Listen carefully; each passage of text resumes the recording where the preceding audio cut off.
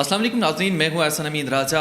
آپ دیکھ رہے ہیں خبرنامہ ٹی وی۔ ناظرین، آج کریں گے خبر کا پوسٹ مارٹم، اور وہ کیسے کرنا ہے آپ کو بتاتے چلیں کہ نون لیگ نے یہ دعویٰ کیا ہے کہ عوام کا حکومت سے اعتماد اٹھ گیا ہے۔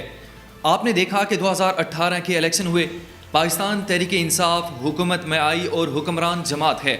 آپ نے یہ بھی دیکھا کہ یہ پریویس ڈیز میں بلدیاتی الیکشن ہوئے خیبر پختونخوا میں، اور خیبر پختونخوا میں بری طرح سے شکست ہوئی ہے پاکستان تحریک انصاف کو، جو حکومتی جماعت ہے اور حکمران جماعت ہے۔ تمام تر چیزیں، تمام تر وسائل ہونے کے باوجود، ہر قسم کی فیسلٹیز فائنینشلی مضبوط ہونے کے باوجود انہیں وہاں پہ شکست ہوئی۔ اس کے محرکات کیا تھے، کس وجہ سے یہ شکست ہوئی، یہ تمام تر چیزیں جاننے والی ہیں۔ اب ناظرین، آپ کو یہ بھی بتاتے چلیں کہ جس جماعت کو انہوں نے کلعدم کرنے کے لیے سر توڑ کوششیں کی، جن کے پیچھے وہ مختلف ہتھ کنڈے انہوں نے استعمال کیے، جے یو آئی نے وہاں میدان مار لیا۔ بڑی ہی اس حکومت کے لیے یہ ایسی خبر ہے کہ آپ تصور نہیں کر سکتے کہ ایک ایسی جماعت ابھر کر وہاں سے سامنے آئے کہ جس کا انہوں نے جمع کیا ہوا تھا۔ اب یہ تمام تر سچویشن دیکھنے کے بعد وزیر اعظم عمران خان نے وہاں کی جو قیادت ہے، مین سٹریم قیادت کو اٹھایا اور اسلام آباد بلایا۔ اب اسلام آباد بلانے کے بعد آپ نے یہ بھی دیکھا کہ کل وزیر اعلیٰ جو خیبر پختونخوا ہیں، محمود خان، وہ وزیر اعظم کے پاس آئے اور انہیں تمام تر جتنے بھی الزامات تھے یا تمام تر جتنی بھی چیزیں وہاں اندر کی تھی، گراؤنڈ ریئلٹیز، ان سب سے انہیں بری الذمہ قرار دیا گیا۔ ساتھ وہاں پہ گورنر شاہ فرمان جو ہیں انہیں مورد الزام ٹھہرایا گیا، اور ساتھ اسد قیصر جو قومی اسمبلی کے اسپیکر ہیں، اسد قیصر کو بھی اس میں مورد الزام اس لیے ٹھہرایا گیا کہ ان کی جو ایما پر، ان کے کہنے پر، اور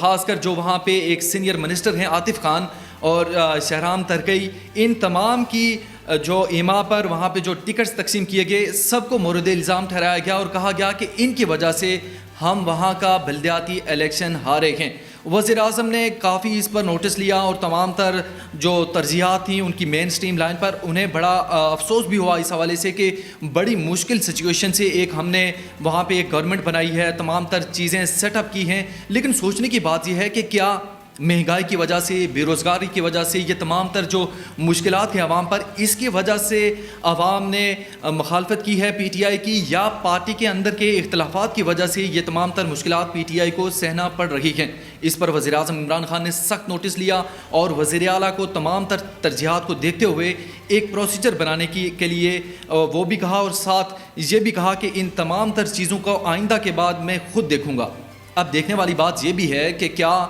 پنجاب میں الیکشن ہونے ہیں بلدیاتی، اسلام آباد کے بلدیاتی الیکشن ہونے ہیں، وزیر اعظم نے یہ کہا ہے کہ اب آئندہ کے بعد یہ تمام تر چیزیں میں خود ڈیل کروں گا، تو کیا سوال یہاں پہ یہ بھی اٹھتا ہے کہ وزیر اعظم نے ان تمام تر چیزوں کو پہلے کیوں نہیں دیکھا؟ آپ نے یہ بھی دیکھا کہ ابھی گیس بحران کراچی میں پنپ رہا ہے، اور وہاں پہ جو ان کے ایم این اے ہیں وہ بھی اس حوالے سے شدید تنقید کا نشانہ بنا رکھے ہیں، اور انہوں نے حماد اظہر کو بعد ازاں کافی دفعہ انہوں نے اس پر لکھا بھی ہے، اور ساتھ بہت ساری چیزیں ان سے ڈیمانڈ بھی کی ہیں کہ جو میرا اپنا حلقہ ہے اس میں ہمیں گیس نہیں مل رہی، تو یہ نہ ہو کہ بلدیاتی الیکشن جیسے خیبر پختونخوا میں ہوا ہے، اسی طرح کا کوئی انجام ہمارے ساتھ آئندہ جو الیکشن ہیں ان میں ہمیں کراچی میں بھی نہ سہنا پڑے۔ تو یہ تمام تر مشکلات ہیں پی ٹی آئی کے لیے، اور وزیر اعظم نے سخت نوٹس لیتے ہوئے یہ بھی کہا ہے کہ آئندہ کے بعد تمام تر چیزیں میں خود ڈیل کروں گا، اور تمام الیکشن جو ٹکٹس ہیں وہ خود میں دوں گا۔ تو دیکھنے کی بات یہ ہے کہ کیا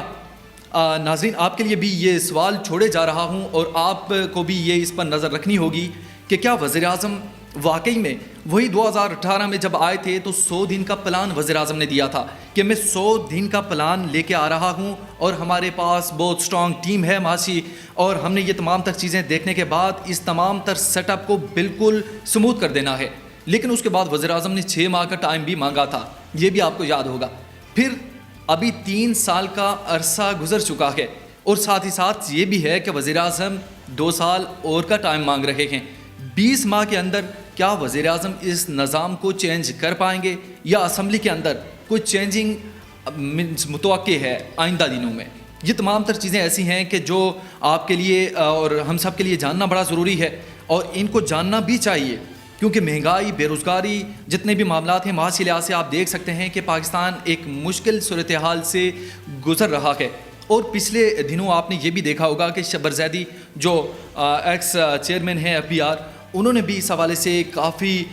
تنقید کی ہے اور انہوں نے کہا ہے کہ کوئی بھی معاشی لحاظ سے ہمارے حالات کوئی ایسے اتنے بھی اچھے نہیں ہیں۔ انہوں نے حتیٰ کہ یہ بھی کہہ دیا کہ ملک دیوالیہ ہو چکا ہے۔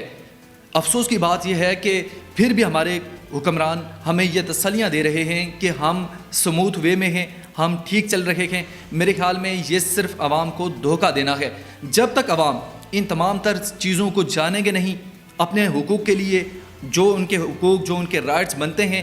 تب تک یہ جان کر جئیں گے نہیں کہ ہمارے حقوق کیا ہیں، ہم نے ان حکمرانوں سے کیسے اپنے حقوق لینے ہیں، تو میرے خیال میں ہمارے لیے مشکل ہوگا۔ تو یہی ہے کہ اپوزیشن کیسے ان کو ٹکل کر رہی ہے، اور جیسے JJUI نے الیکشن جیتا ہے، اگر یہی ہمارے حکمرانوں کی پالیسی اور یہی اگر معاملات رہے تو میرے خیال میں آنے والے دنوں میں پنجاب کے بلدیاتی الیکشن اور اسلام آباد کے الیکشن میں وزیر اعظم نے اگر خود نہ دیکھا تو ان کے لیے ایسی ہی مشکلات وہ انہیں پیش آتی رہیں گی۔ ہمارے چینل کو سبسکرائب بھی کیجئے اور ساتھ ساتھ جتنے کمنٹس ہیں کمنٹس کے ذریعے ہمیں اپنی معلومات سے ضرور آگاہ کیجئے گا۔ خوش رہیں اور خوش رکھیں۔